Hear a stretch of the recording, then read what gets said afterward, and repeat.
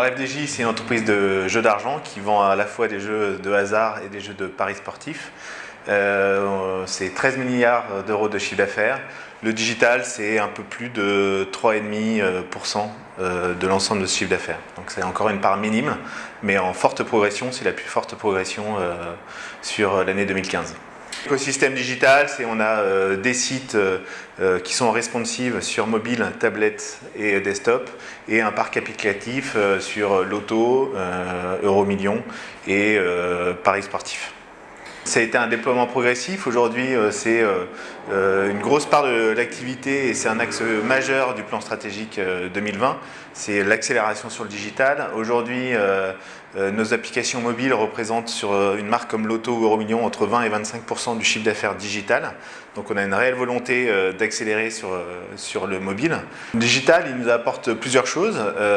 Déjà en termes de clients, on couvre une population de clients qui ne fréquentent pas forcément le point de vente en étant présents sur le canal digital. Et l'autre point qui est vraiment majeur, c'est que par le biais du digital, on peut proposer des offres spécifiques au digital ou en cross-canal entre digital et point de vente. En termes de cible et de population de joueurs, on est sur des CSP un peu supérieures à celles qu'on trouve dans le point de vente. En moyenne d'âge, c'est assez homogène. Évidemment, on a des jeux qui s'adressent à une population majeure, mais un peu plus jeune que dans l'ensemble du point de vente. En mise moyenne, on est un petit peu supérieur à celle du point de vente, mais on est bien dans cette dynamique de jeu responsable et d'être sur un modèle extensif, de proposer nos jeux à un maximum de monde.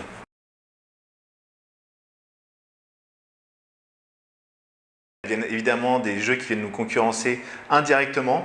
On peut imaginer à un moment que les jeux de casual gaming viennent nous concurrencer parce que des personnes qui pourraient jouer à des jeux comme Bingo Live sur le digital vont passer plus de temps sur des jeux de casual.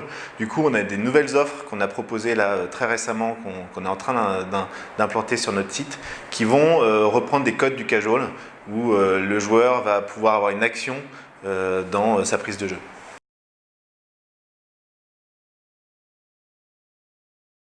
Les objectifs de l'app, c'est évidemment d'avoir un accès plus immédiat à l'offre FDJ.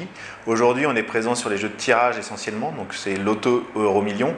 On n'a pas d'apps encore pour les jeux, ce qu'on appelle instantanés, des jeux illico, et également les paris sportifs. Et là, les paris sportifs, c'est un point qui est pour nous hyper intéressant, c'est qu'on a avec la marque Parions Sport, pour une première fois, et c'est une innovation même en termes de loterie, on propose la prise de jeu en point de vente, c'est-à-dire que le joueur va préparer sa prise de jeu sur son mobile, et ce qui correspond bien en plus aux paris sportifs puisqu'on a des codes qui évoluent dans le temps, des matchs reportés ou des mouvements en tout cas en termes des paris.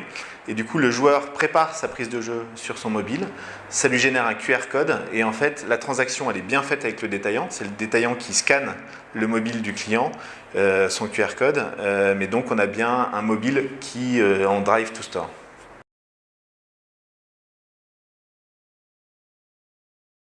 Pour nous, le site web est en responsive, donc web mobile, fait un très bon prospect et un nouveau client, quelqu'un qui va taper FDJ sur son moteur Google, même si aujourd'hui il a des résultats d'application qui remontent dans Google, mais il va d'abord aller voir le site web avant d'aller télécharger l'application.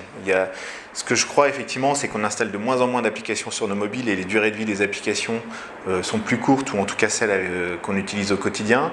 Ce que je pense donc, c'est qu'on va pouvoir adresser des prospects avec notre site web mobile et derrière l'application pour le coup pour développer la valeur du client.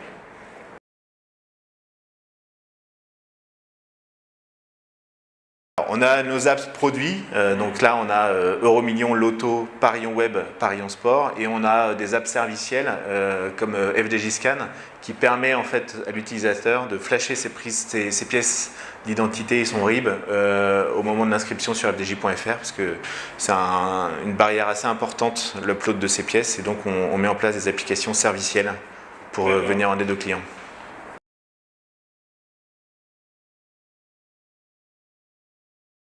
Il faut qu'on apporte du service aux clients. Ça, on a commencé avec Parions Sport parce que Parions Sport c'est un jeu d'expertise et donc c'était sans doute une des marques les plus à même de porter cette offre parce qu'on avait un réel service aux joueurs et de la valeur ajoutée dans sa préparation de paris.